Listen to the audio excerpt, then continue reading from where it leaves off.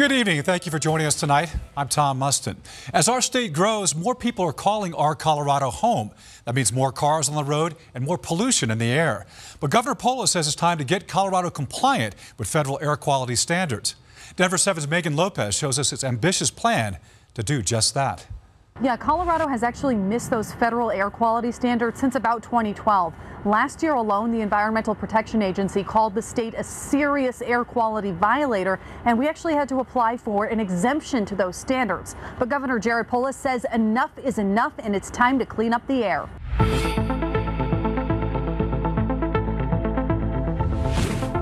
As our Colorado welcomes new businesses and residents, it's not only our infrastructure and roads that are experiencing some serious growing pains. It's also our air. For years, the state has been struggling to comply with federal standards. A clean environment is Colorado's brand, and people come here expecting to breathe clean air and to be able to exercise outside. And pollution is affecting not only our air quality, but also our quality of life. Last year alone, there were 55 days when Coloradans were warned that exercising outdoors could be damaging to their health due to a high ozone level. In a letter to the Environmental Protection Agency, Governor Jared Polis says it's time for Colorado to aggressively tackle the issue.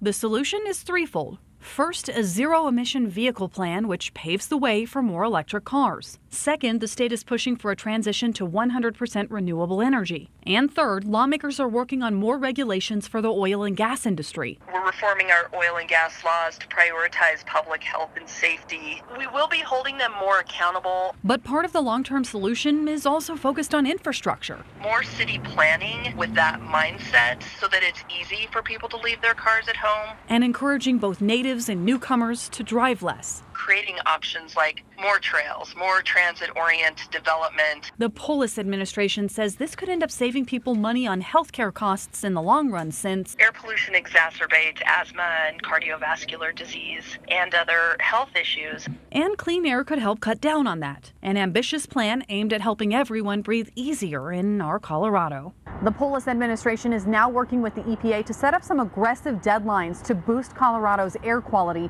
They're hoping to have the state compliant with those federal standards by 2021. In Denver, Megan Lopez, Denver 7. Thank you, Megan. And meanwhile, some lawmakers are pushing bills to encourage people to buy electric vehicles.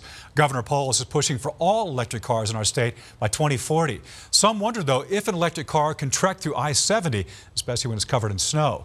You can watch our entire 360 on the electric car debate tomorrow night at 10 o'clock.